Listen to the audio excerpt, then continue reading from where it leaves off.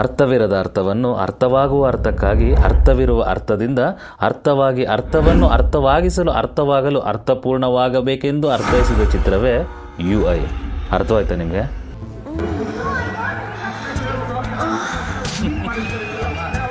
ಏನು ಗುರು ಇದು?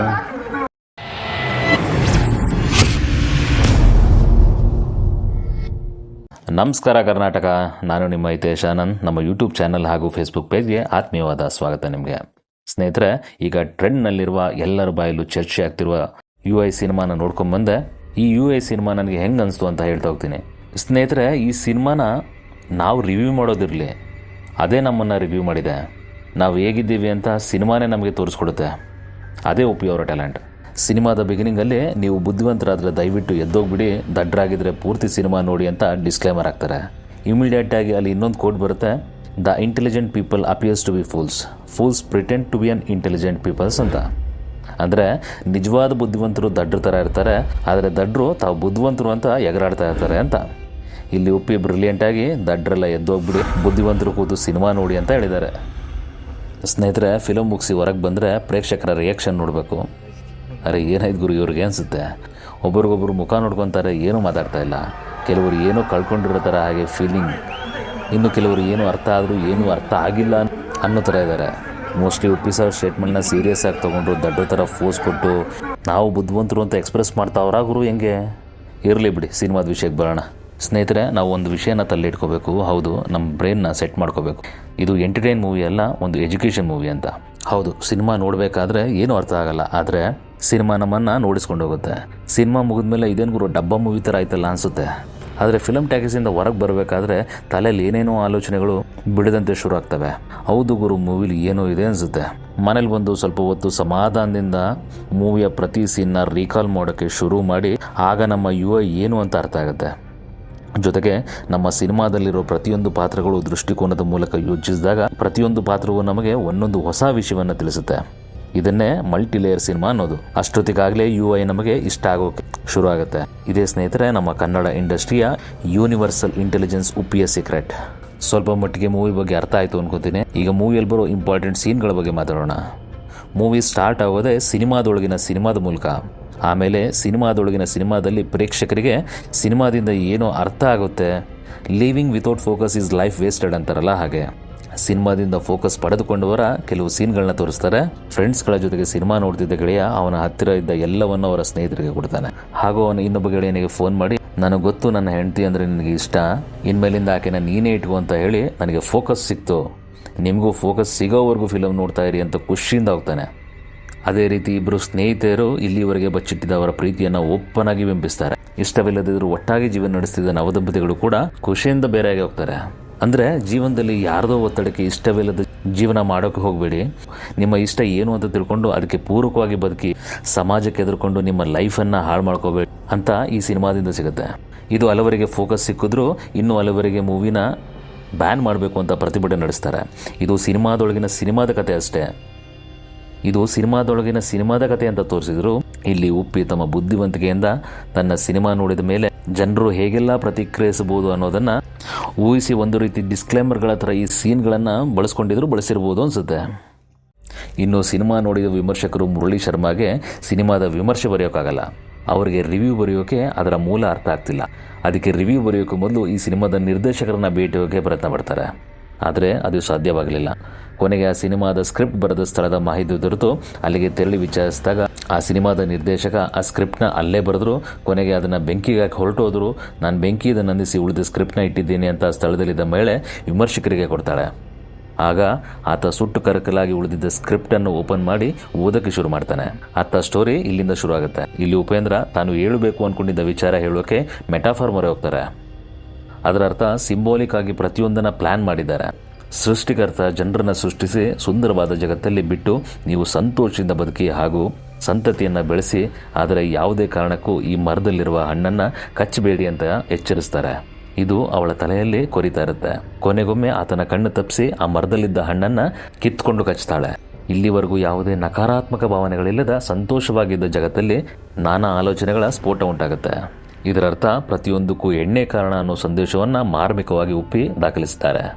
ಇಲ್ಲಿಂದ ನಾನಾ ರೀತಿಯ ಸಮಾಜಘಾತುಕ ಚಟುವಟಿಕೆಗಳು ಅಂದರೆ ಅರಣ್ಯನಾಶ, mining, real estate, medical mafia ಇತ್ಯಾದಿ ಎಲ್ಲೇ ಮೀರಿ ಸಾಮೂಹಿಕವಾಗಿ ನಿರಂತರವಾಗಿ ಭೂತಾಯಿಯ ಅತ್ಯಾಚಾರವನ್ನೆಸಗಿ ಕೂರಿಸಿದ್ದಾರೆ ಅನ್ನೋ ವಿಚಾರವನ್ನ ಸದ್ದಿಲ್ಲದೆ ಪ್ರೇಕ್ಷಕನ ತಲೆಗೆ ತಾಕಿಸಿಬಿಡ್ತಾರೆ. ಸಾಮೂಹಿಕವಾಗಿ ಅತ್ಯಾಚಾರಕ್ಕೊಳಗಾದ ಮಹಿಳೆ 2 ಮಕ್ಕಳ ಜನನ ಆಗುತ್ತೆ. ಅಂದರೆ ಒಬ್ಬ ಸತ್ಯ, ಇನ್ನೊಬ್ಬ ಕಲ್ಕಿ.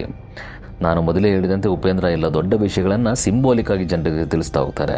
ಇಲ್ಲಿ ಅತ್ಯಾಚಾರಕ್ಕೊಳಗಾದ ಮಹಿಳೆ ಭೂತಾಯಿ, ಆಕೆಯ ಮಕ್ಕಳಾದ ಸತ್ಯ ತನ್ನ ಶ್ವೇತವರ್ಣಧಾರಿಯಾಗಿ, ಅಂದರೆ ಸತ್ಯಕ್ಕೆ ಹೋಲಿಸಿದರೆ ಇನ್ನೊಬ್ಬ ಕಪ್ಪು ವರ್ಣದಲ್ಲಿದ್ದ ಮಗ ಕಲ್ಕಿಯನ್ನ ಕಲಿಯುಗಕ್ಕೆ ಪ್ರತಿಬಿಂಬಿಸಲಾಗಿದೆ.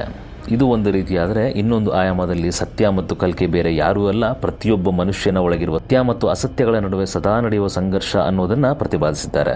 ಸತ್ಯ ಅಂದರೆ ಯಾವಾಗಲೂ ಶಾಂತ ಚಿತ್ತದಿಂದ ಯೋಚಿಸಿ ನಿರ್ಣಯವನ್ನು ತೆಗೆದುಕೊಂಡರೆ ಯಾವುದೂ ಅಸಾಧ್ಯ ಅಲ್ಲ, ಎಲ್ಲವನ್ನು ಯಶಸ್ವಿಯಾಗಿ ಭೇದಿಸಬಹುದು. ಮತ್ತು ಕಲ್ಕಿ ಪಾತ್ರದಲ್ಲಿ ಉಪೇಂದ್ರ ಕಪ್ಪು ವರ್ಣಧಾರಿಯಾಗಿ ನಕಾರಾತ್ಮಕ ಸಮಾಜ ಅಂದರೆ ಜಾತಿ, ಧರ್ಮ, ಸುಳ್ಳು, ಮಹಾಯುದ್ಧ, ಬಡತನ, ರಾಜಕೀಯ ಕಾಲಹರಣ ಕುರಿತು ನಿದರ್ಶನಗಳನ್ನು ಬಿಂಬಿಸುತ್ತಾ ಅದರಿಂದಾಗುವ ಅನಾಹುತಗಳ ಬಗ್ಗೆ ಬೆಳಕು ಚೆಲ್ಲುವ ಪ್ರಯತ್ನ ಸಿನಿಮಾದುದ್ದಕ್ಕೂ ಮಾಡಿದ್ದಾರೆ.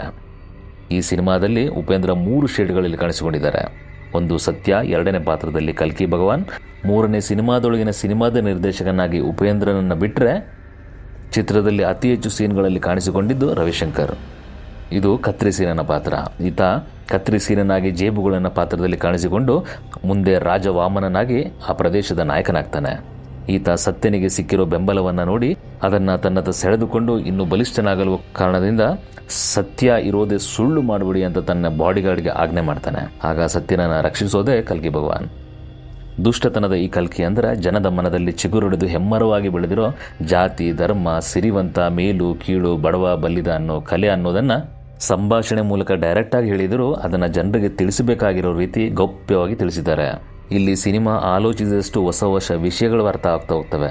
ಸಿಂಪಲ್ ಆಗಿ ಹೇಳಬೇಕು ಅಂತಂದರೆ ಸಿನಿಮಾದಲ್ಲಿ ಕತ್ರಿ ಸೀನಾ ಅಲಿಯಾಸ್ ರಾಜ ವಾಮನ್ ರಾವ್ ರಾಜಕೀಯ ವ್ಯವಸ್ಥೆಗೆ ಹೋಲಿಸಿದರೆ ರಾಜಕೀಯ ಯಾವತ್ತಿದ್ರೂ ಜನರ ಸಂಪತ್ತಿಗೆ ಕತ್ತರಿ ಹಾಕಿ ಜನರಿಗೆ ಕುತ್ತು ತರುವ ವ್ಯವಸ್ಥಿತ ಹುನ್ನಾರ ಅನ್ನೋದು ಇದರ ಸಾರಾಂಶ. ಇನ್ನು ಚಿತ್ರದ ನಾಯಕಿ ರೇಷ್ಮಾ ನಾಣಯ್ಯ ಈ ಪಾತ್ರದ ದೃಷ್ಟಿಕೋನದಿಂದ ಆಲೋಚಿಸಿದರೆ ಆಕೆ ಸತ್ಯನನ್ನು ಪ್ರೀತಿಸ್ತಾಳೆ. ಆಕೆ ಪ್ರೀತಿನ ಹೇಳಿಕೊಳ್ಳೋಕೆ ಆಕೆಗೆ ಭಯ. ಯಾಕಂದರೆ ಅಕಸ್ಮಾತ್ ತನ್ನ ಪ್ರೀತಿನ ಸತ್ಯ ತಿರಸ್ಕರಿಸಿದರೆ ಅನ್ನೋ ಭಯ. ಯಾವತ್ತೂ ತನ್ನ ಪ್ರೇಮ ನಿವೇದನೆಯನ್ನು ಸತ್ಯನ ಬಳಿ ಮಾಡಿಕೊಳ್ಳಲ್ಲ. ಸ್ನೇಹಿತರೆ, ಇದು ನನ್ನ ಪ್ರಕಾರ ಒಳಾರ್ಥ ಬೇರೆಯೇ ಇದೆ. ನಾನು ಮೊದಲೇ ಹೇಳಿದಂಗೆ ಸತ್ಯ ಮತ್ತು ಕಲ್ಕಿ ನಮ್ಮೊಳಗೆ ಸದಾ ನಡೀತಿರೋ ಸಂಘರ್ಷ. ಇಲ್ಲಿ ನಾಯಕಿ ಪಾತ್ರ ನಮ್ಮೊಳಗಿನ ಪ್ರೀತಿ ಗುಣವನ್ನು ಬಿಂಬಿಸ್ತದೆ. ಆ ಪ್ರೀತಿಗೆ ಸತ್ಯದ ಜೊತೆಗೆ ನಿಲ್ಲೋಕೆ ಭಯ. ಕಾರಣ ಎಲ್ಲಿ ಸತ್ಯ ಸುಳ್ಳಿನ ಮುಂದೆ ಸೋತು ಬಿಡುತ್ತೋ ಅನ್ನೋ ಅನುಮಾನ. ಅದಕ್ಕೆ ಸಿನಿಮಾದಲ್ಲಿ ನಾಯಕಿ ತನ್ನ ಪ್ರೀತಿಯನ್ನು ಸತ್ಯನಿಗೆ ತಿಳಿಸಲು ಹಿಂದೇಟು ಆಗ್ತಾಳೆ ಇರ್ತಾಳೆ. ಇದು ನನಗನ್ಸಿದ್ದು. ಇದೇ ರೀತಿ ನಿಮಗೂ ಬೇರೆ ರೀತಿ ಅರ್ಥ ಆಗಿರ್ಬೋದು. ಆ ಥರ ಏನಾದ್ರು ಇದ್ದರೆ ದಯವಿಟ್ಟು ಕಾಮೆಂಟ್ ಮುಖಾಂತರ ತಿಳಿಸಿ. ಇದರ ಜೊತೆ ಉಪ್ಪಿ ಸಿನಿಮಾದಲ್ಲಿ ಪ್ರಸ್ತುತ ಕಾಲಘಟ್ಟದಲ್ಲಿ ಗತಿಸಿರುವ ವರ್ತಮಾನದಲ್ಲಿ ನಡೆಯುತ್ತಿರುವ ಜಾತಿ ಮತ್ತು ಧರ್ಮವನ್ನು ರಾಜಕೀಯ 40%, 80% ಕಮಿಷನ್, ಜಾತಿ ಗಣತೆ, ಧರ್ಮ ಸಂಸ್ಥಾಪನೆ, ಸ್ವಾಮೀಜಿಗಳ ಹಸ್ತಕ್ಷೇಪ, ಸಮಾಜ ಮೌಢ್ಯ, ಬಸವಣ್ಣ, ಬುದ್ಧ, ಜೀಸಸ್ ದೇವರು, ಪ್ರಕೃತಿ ಮಹಿಳೆ, ಭ್ರಷ್ಟಾಚಾರ, ಸಾಮಾಜಿಕ ಜಾಲತಾಣ, ಮಾಧ್ಯಮ ಹೀಗೆ ಪ್ರತಿಯೊಂದನ್ನು ಕೊಟ್ಟಿದ್ದಾರೆ. ಜೊತೆಗೆ ಸಾಧು ಕೋಕಿಲ ಅವರ ಪಾತ್ರ ಇಲ್ಲಿ ಮಾಧ್ಯಮವನ್ನು ಬಿಂಬಿಸುವುದರ ಜೊತೆಗೆ ಅದು ತನ್ನ ಮೂಲಭೂತ ಸಿದ್ಧಾಂತವನ್ನು ಮರೆತು ಭ್ರಷ್ಟಾಚಾರದೊಂದಿಗೆ ಬೆರೆತು ಹೇಗೆ ಜನಸಾಮಾನ್ಯರ ದಿಕ್ಕು ತಪ್ಪಿಸಿ ಸಮಾಜದ ವಾಸ್ತವವನ್ನು ಹದಗೆಡಿಸುವಲ್ಲಿ ಕೊಡುಗೆಯಾಗಿ ನಿಂತಿದೆ ಅನ್ನೋದನ್ನು ತಿಳಿಸುತ್ತೆ. ಇಲ್ಲಿ ಕಲ್ಕಿ ಭಗವಾನ್ ಭಕ್ತರಿಗೆ ಪ್ರಸಾದ ನೀಡುವ ಸೀನ್ ಇದೆ. ಅದರಲ್ಲಿ ಹೇಗೆ ದುಷ್ಟಶಕ್ತಿಗಳು ದೇವರ ರೂಪದಲ್ಲಿ ತಮ್ಮ ಅಸ್ತಿತ್ವಕ್ಕೆ ಪಿಂಡ ಬಿಡುತ್ತವೆ ಅನ್ನೋದನ್ನು, ಹಾಗೆ ಬಹುತೇಕ ಮಂದಿ ಕೈಯಲ್ಲಿ ತಿನ್ನೋಕೆ ಊಟ ಇಲ್ಲ ಅಂತಂದರೂ ಇಂದಿನ ಸಾಮಾಜಿಕ ಜಾಲತಾಣದ ನೆಶೆಯಲ್ಲಿ ಕಾಲಹರಣ ಮಾಡಿಕೊಂಡು ತಮಗೆ ಅಗತ್ಯವಿಲ್ಲದಿರೋ ವಿಷಯಗಳನ್ನು ಫೋನ್ ನೋಡ್ತಾ ತಮ್ಮನ್ನೇ ತಾವೇ ಹಾಳು ಮಾಡ್ಕೊಳ್ತಿದ್ದಾರೆ ಅಂತ ಟ್ರೋಲ್ ಆಗುತ್ತೆ ಅನ್ನೋ ಸಾಂಗ್ನಲ್ಲಿ ಚೆನ್ನಾಗಿ ತೋರಿಸಿದ್ದಾರೆ. ರಿಯಲ್ ಆಗಿ ನೋಡಿ ಫೋಕಸ್ ಮಾಡೋ ತಾಕತ್ ಇದೆಯಾ? ನಂತರ ಅಲ್ಲಿ ಕಲ್ಕಿ ಭಗವಾನ್ ಪ್ರಜೆಗಳಿಗೆ ಒಂದು ಚಾನ್ಸ್ ಕೊಡ್ತಾನೆ. ಅಂದರೆ ಒಂದು ದಿನ ರಾಜಭವನದಲ್ಲಿದ್ದ ನಾಯಕರುಗಳನ್ನು ಹೊರಗಡೆ ಓಡಿಸಿ ಪ್ರಜೆಗಳಿಗೆ ಆಳ್ವಿಕೆ ಮಾಡುವಂತೆ ಬಿಟ್ಟಿರ್ತಾನೆ. ಅವರು ಬೆಳಿಗ್ಗೆ ಎದ್ದ ತಕ್ಷಣ ಗಾಬರಿಯಿಂದ ರಾಜಭವನದಿಂದ ಹೊರಗೆ ಓಡಿ ಬರ್ತಾರೆ. ಅಲ್ಲಿ ಕಲ್ಕಿ ಭಗವಾನ್ ಮತ್ತು ರಾಜವಾಮನನ್ನು ಸೇರಿ ಹಲವು ನಾಯಕರು ನಿಂತಿರ್ತಾರೆ. ಪ್ರಜೆಗಳು ತಮ್ಮನ್ನಾಳಲು ನಾಯಕ ಬೇಕು ಅಂತ ಅಲ್ಲಿದ್ದವರಲ್ಲಿ ಕಲ್ಕಿಯನ್ನು ಆಯ್ಕೆ ಮಾಡ್ತಾರೆ. ಇಲ್ಲಿ ಉಪೇಂದ್ರ ತಾವೇ ಹುಟ್ಟು ಹಾಕಿರುವ ಪ್ರಜಾಕೀಯ ಸಿದ್ಧಾಂತವನ್ನು ವಿಡಂಬನಾತ್ಮಕವಾಗಿ ಹೇಳಿರೋದು ನಿರಾಯಾಸವಾಗಿ ಗೊತ್ತಾಗುತ್ತೆ. ಇನ್ನೊಂದು ಶೇಡ್ನಲ್ಲಿ ಅಲ್ಲಿ ಹೇಳೋದಾದರೆ, ನಮ್ಮ ಜನಗಳು ಹಾಗೆ ತಾನೆ ಎಲೆಕ್ಷನ್ ಹಿಂದಿನ ದಿನ ಸಿಗೋ ಎಣ್ಣೆ, ದುಡ್ಡು, ಸೀರೆ, ಕುಕ್ಕರ್ ಆಸೆಗೆ ತಮ್ಮ ವೋಟ್ನೇ ಮಾಡ್ಕೊಳ್ತಾರೆ ಅನ್ನೋದನ್ನು ಇಲ್ಲಿ ಬಿಂಬಿತ ಮಾಡಿದ್ದಾರೆ. ಇನ್ನೊಂದು ಶೇಡ್ನಲ್ಲಿ ಊರಿನಲ್ಲಿ ಅಫ್ಘಾನಿಸ್ತಾನ, ಅಮೇರಿಕಾ, ರಷ್ಯಾ ರಷ್ಯಾ ಆಡಿದ ಮೇಲಾಟದ ಬಣ್ಣನೇ ಇದೆ. ಇದೆಲ್ಲ ಇವತ್ತು ಭೂಮಾತೆ ಬದುಕಿದರೂ ಅಂದರ ಹಾಗೆ ವೀಲ್ ಚೇರ್ ಮೇಲೆ ಕೂರುವುದಕ್ಕೆ ಕಾರಣವಾಗಿದೆ. ಪ್ರಕೃತಿಗೆ ನಾವು ನಿರಂತರವಾಗಿ ಹೊಡಿತಾ ಇದ್ದೇವೆ ಅಂದರೆ ಆಕೆ ನಮಗೆ ಒಂದು ದಿನ ಸರಿಯಾಗಿ ಕೊಡ್ತಾಳೆ ಅನ್ನೋದು ಇದರ ಗೂಢಾರ್ಥ.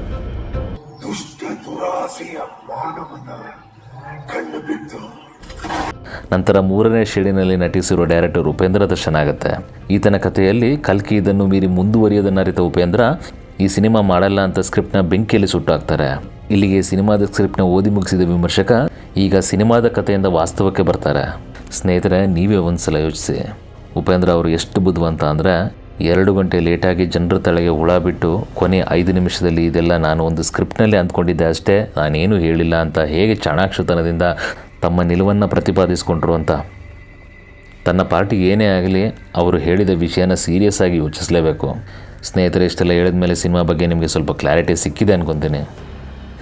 ಡೈರೆಕ್ಟರ್ ಆಗಿ ಉಪೇಂದ್ರ ಎಂದಿನಂತೆ ತಮ್ಮ ವಿಭಿನ್ನ ಶೈಲಿಯ ನಿರ್ದೇಶನದಿಂದ ಇಷ್ಟ ಆಗ್ತಾರೆ. ಸಮಾಜದ ಓರೆಕೋರೆಗಳನ್ನು ತಮ್ಮದೇ ರೀತಿಯಲ್ಲಿ ತಿದ್ದುವ ಪ್ರಯತ್ನ ಮಾಡಿದ್ದಾರೆ ಅಂತ ಹೇಳ್ಬೋದು. ಇಷ್ಟು ದಿನ ನೀನು ಬದಲಾದರೆ ಎಲ್ಲ ಬದಲಾಗುತ್ತೆ ಅಂತ ಇದ್ದ ಉಪೇಂದ್ರ ನಿನ್ನನ್ನು ಬದಲಾಯಿಸೋದು ಕಷ್ಟ ಅಂತ ಕೈ ಎತ್ತಿ ಸುಲಭಕ್ಕೆ ಸಿನಿಮಾ ಸಾಮಾನ್ಯ ಪ್ರೇಕ್ಷಕನಿಗೆ ಅರ್ಥ ಆಗೋಲ್ಲ ಅನ್ನೋದೇ ಈ ಚಿತ್ರದ ಹಿನ್ನಡೆ. ಜೊತೆಗೆ ಅಲ್ಲಲ್ಲಿ ಉಪ್ಪಿ ಶೈಲಿಯ ಡೈಲಾಗ್ ಪ್ರೇಕ್ಷಕರಿಗೆ ಕಿಕ್ಕನ್ನು ಕೊಡ್ತದೆ. ನಮ್ಮನ್ನು ಸೃಷ್ಟಿಸಿದ ದೇವರನ್ನು ತುಳಿಯೋದಿಲ್ಲ, ನಾವು ಸೃಷ್ಟಿಸಿದ ದೇವರನ್ನು ಬೇಕಾದರೆ ತುಳಿಯುತ್ತಾನೆ. ಹಾಗೆ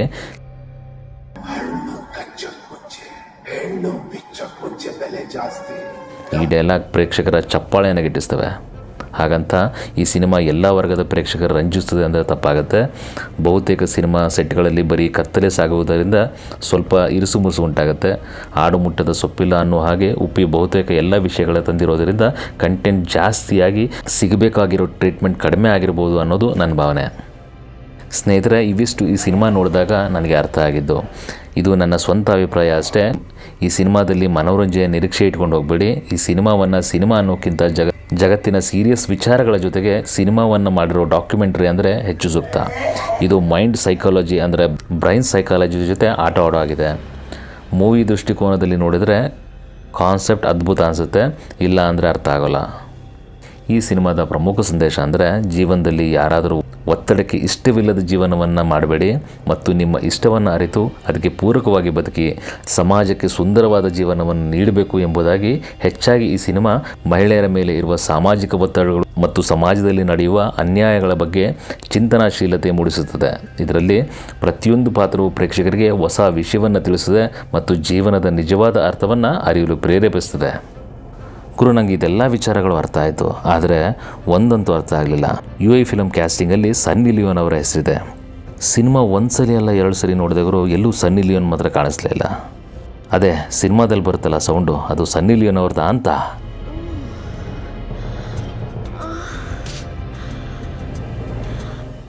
ನೀವೇ ಕಮೆಂಟ್ ಮಾಡಿ. ಸ್ನೇಹಿತರೆ, ಇನ್ನೊಂದು ವಿಷಯ, ನಾನು ಇಲ್ಲಿವರೆಗೂ ಈ ಸಿನಿಮಾ ನೋಡಿದಾಗ ನಮಗೆ UI ಏನು ಅಂತ ಮಾತ್ರ ಹೇಳಿದ್ದೆ. ಇಲ್ಲಿ ನಾವು ಗಮನಿಸಬೇಕಾದ ಇನ್ನೂ ಒಂದು ಇಂಪಾರ್ಟೆಂಟ್ ವಿಷಯ ಇದೆ. ಅದೇನು ಅಂತ ಖಂಡಿತ ಇನ್ನೊಂದು ಎಪಿಸೋಡ್ನಲ್ಲಿ ಹೇಳ್ತೀನಿ. ಮತ್ತೆ ಭೇಟಿಯಾಗೋಣ. ಜೈ ಹಿಂದ್, ಜೈ ಕರ್ನಾಟಕ.